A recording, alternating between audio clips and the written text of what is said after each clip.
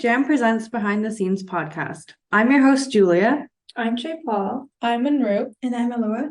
Before you embark on this journey into the world of documentaries and diverse opinions, we want to provide you with a friendly warning. This content is for entertainment purposes only, and the opinions expressed in this podcast are personal viewpoints and not necessarily factual information, although all sources are provided for reference. Viewer discretion is advised. Trigger warnings will be discussing topics such as murder and abuse, and there will be spoilers to the Netflix documentary The Mind of Aaron Hernandez.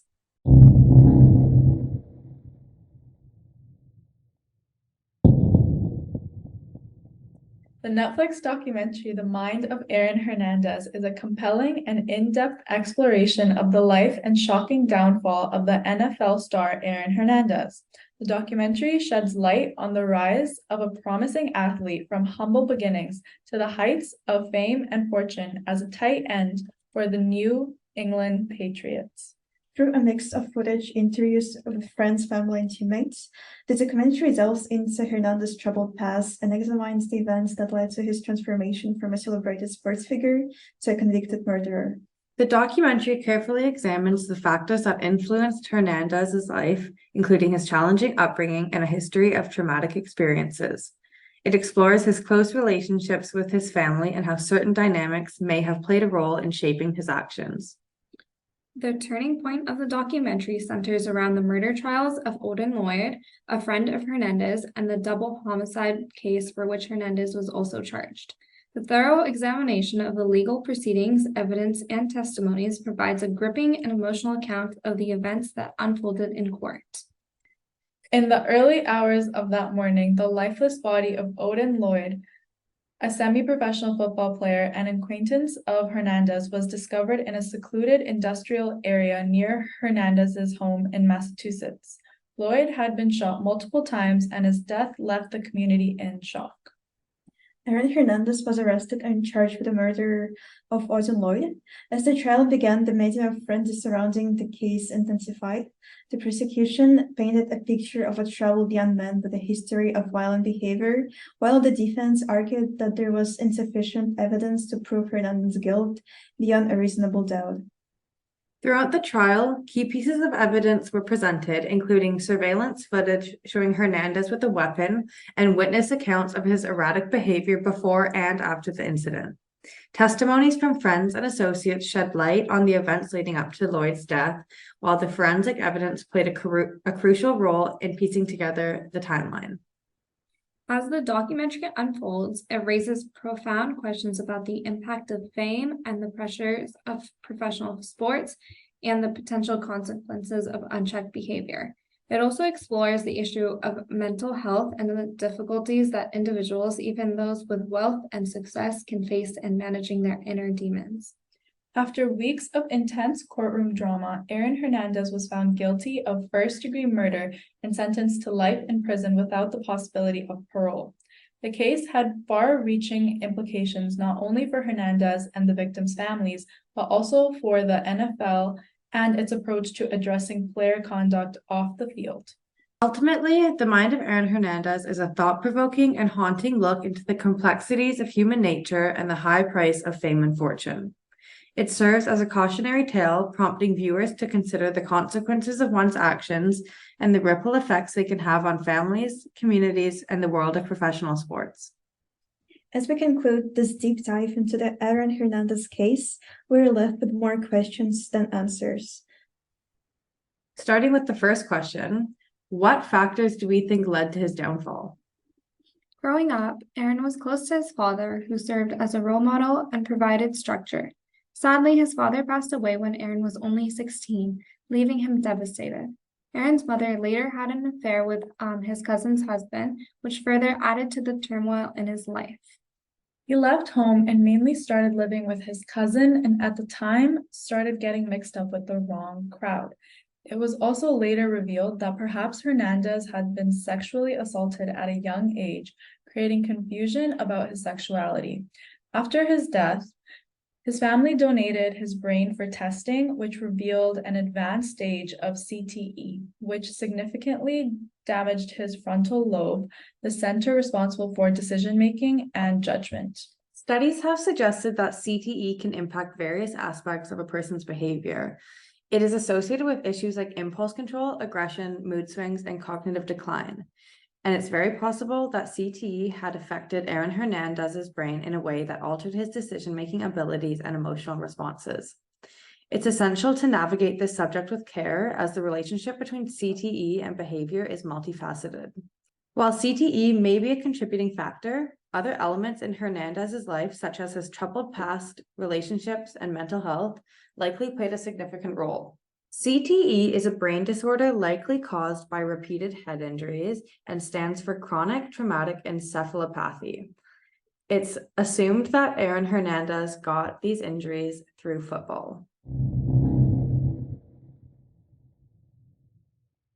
So what were your overall beginning thoughts on the documentary?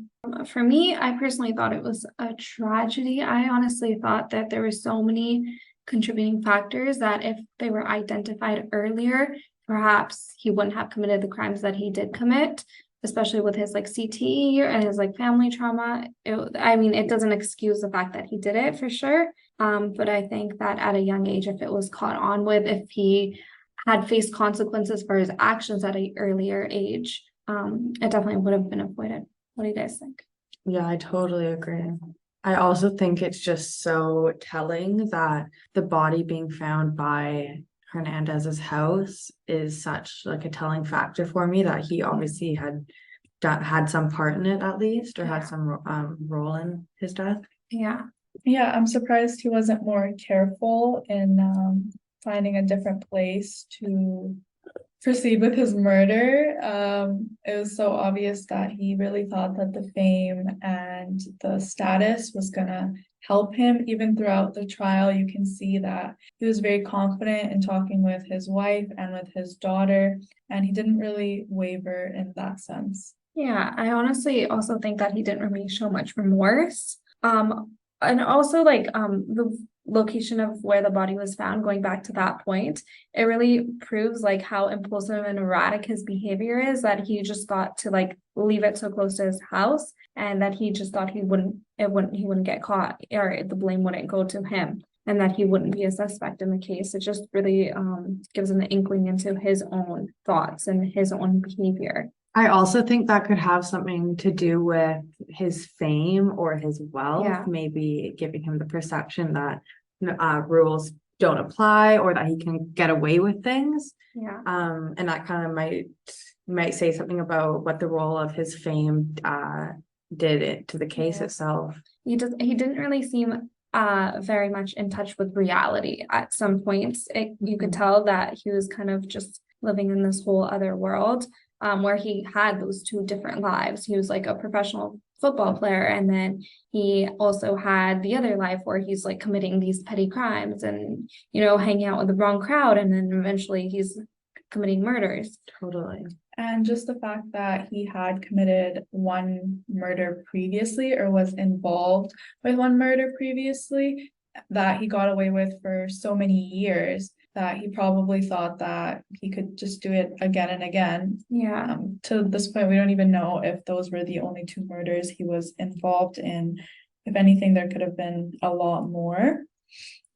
I have seen a lot of opinions that most people do agree with that fact as well, that he only got caught with the two murders. It probably has been a much higher number, especially even when they were in the documentary discussing when he was living in Florida for college, how he assaulted that one man in the club and he got away with that. I think that was definitely one of the first like tastes of crime that he like committed and got away with, that he just it got to his head a little bit, for sure. And even how he shot one of his friends. Yes, totally. But his friend lived in the hospital. That is another example of, another murder that he could have potentially committed. So it really leaves the question, how many more were there, or how many more could there have been? What do you think would have done differently by the NFL or the New England Patriots to support Aaron Hernandez, considering his troubled past and potential mental health struggles? I definitely think that the Patriots could have done a lot more. Because at one point when after he had shot his friend, he was scared for his safety, of course, and he was requesting a trade. Instead of actually agreeing to trade him, they refused, knowing that he had all these fears, because he did, I think he did tell the owner that he was scared for his life. He did say that, but they just instead helped him get a new residence where he just indulged in his marijuana usage. So I definitely think that was like a red flag and something that they could have done. There was also significant brain damage that the NFL continuously allowed to get worse, and allowed him to play games and allowed him to participate, knowing that it was severe damage. Yeah, I think it's really awful that he didn't really have a support system in a sense. Like, of course, he had his wife, but I don't think that he felt like he could ever be his true self with any of the people in his life. And especially the NFL did more, again, damage than good, because they contributed to his head injury going unchecked, as well as in the documentary, they talk about how they hired private investigators to get a little look in his past life to see if he should be hired. And they did find some concerning stuff. And I believe that they said that in terms of emotional maturity, he scored a 0, yet they still hired him. Whereas if that was the case, they could have kind of done a bit of a deeper dive and tried to like help him gain some more emotional maturity, instead of just ignoring that and hiring him regardless. Yeah, I definitely think that there is a lot that they could have done. I think there was also that one interview they did with a teammate where the teammate was saying that he didn't really mix up with the rest of the players, and he instead chose to go back to his former hometown friends. And I think when they started noticing that, maybe they could have tried to, do something about that. Maybe I don't know what they could have done. Maybe they could have done some like team activities, more team bonding experiences or something like that. But yeah, once they realized that, they should have probably done something about it. And from the beginning, like as you mentioned, when he was first hired by the Patriots, the fact that they saw how much of a good player he is and ignored all the other things is a red flag in terms of the Patriots organization and the NFL organization.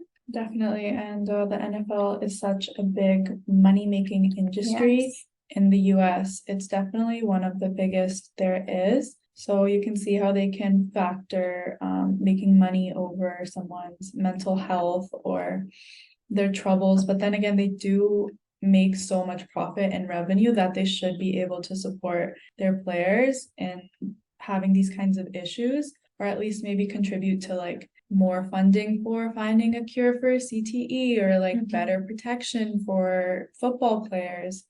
I think that will definitely help in the NFL. So another question, why do you guys think he committed suicide in the end? I know that there's theories floating around the internet about the suicide and how it helped Aaron with abatement. And just for some background information, abatement is a principle in the state of Massachusetts, which was created in the 19th century.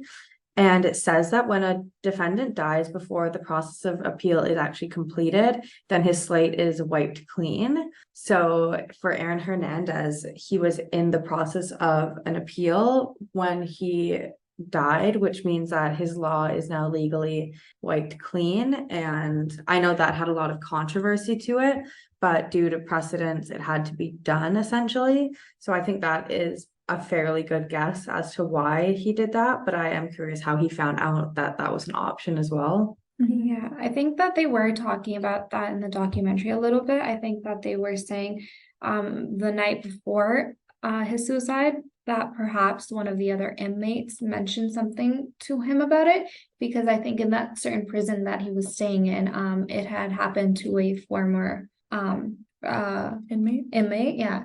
And so that's how I think he might have heard about it. But there's also kind of rumors that maybe perhaps it had something to do with the CTE as well. because depression is one of the significant symptoms of CTE. And many former NFL players had previously committed suicide as well. So maybe it could have been the CTE as well. I also think that suicide is never happened only for one reason. So Yeah. I guess for Aaron, it was a combination of many different factors. That is very true as well. It could have been like he had maybe thoughts about it before because of the CTE, and then he found out about the abatement. And for his like family, he might have thought that was the best option at the time because he did have that $40 million contract. Yes, and he is also a religious man. You can Yeah. see throughout like his tattoos, he has a lot of tattoos surrounding religion. So in abatement, like it said, it's like a slate wiped clean legally. And you can see in some of the letters that he wrote, he talks about God and how God like will forgive him. So in a sense, like this legal clean slate, he almost like references as like a clean slate like spiritually as well as like religiously. So he really believes that he has done good in the end in a way, or that his slate is wiped clean before he reaches his final destination of heaven, which is also pretty interesting. Some individuals might have varying opinions about how Aaron Hernandez should be remembered, considering his achievements as a football player, alongside with his criminal charges. For me, I think that we definitely should not disregard his achievements as a football player. But it is also important to remember the criminal charges he faced and the crimes that he committed. Murder is no. I think that he was a very talented player and he has always been so. And he really let that overpower. He really took that power to heart and really thought that that would help him get through life. And you can tell that he was really relying on it in terms of relying on his fame and achievements to kind of shadow this other double life that he had. But clearly you can see that he got caught up in the middle of between both those worlds, and he can't really kind of differentiate those two worlds anymore. So another question is, do you guys think that his fiance was involved in maybe like even the murder or like at least a cover-up?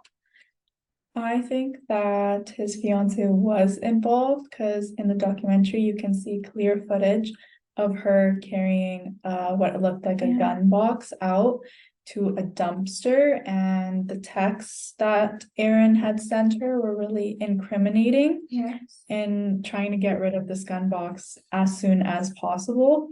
I also think it's really sad how Aaron's fiance stood up for him throughout the whole trial after even seeing like some of his responses towards other women in like clubs and all that type of thing. And she never really once wavered against him. She even went against her own sister because the man that he murdered, Odin's fiance or girlfriend, was actually Aaron Hernandez's wife's sister. So they both became estranged, and you can see in the documentary that when the Odin's girlfriend found out about the murder, that Aaron Hernandez's wife was seen helping her and like hugging her, and that they were really close, it seemed like. But during the trial, Aaron Hernandez's fiance said that they were estranged. So you can see it really took an effect on that aspect of her family, which is really sad because now Aaron Hernandez has obviously unfortunately passed away, and she is most likely still probably estranged from her sister, and like that relationship is ruined. Yeah, I don't think that you can ever kind of recover from that relationship. That damage was done. She chose her sides, and she chose Aaron Hernandez. Also kind of going back to how she might have been involved. I remember in the documentary during one of the phone calls, they got into a little argument, and she also did say, I always have to cover up for all the bad things that you've done. So obviously that kind of shows that she knew more than she was letting on. a pretty incriminating yeah. statement. Yeah. Definitely. That concludes the end of this episode. We hope you found this journey into the depths of this case as captivating as we did. If you enjoyed this episode, don't forget to subscribe to our podcast for more gripping true crime stories. Stay curious, stay vigilant, and until next time, take care.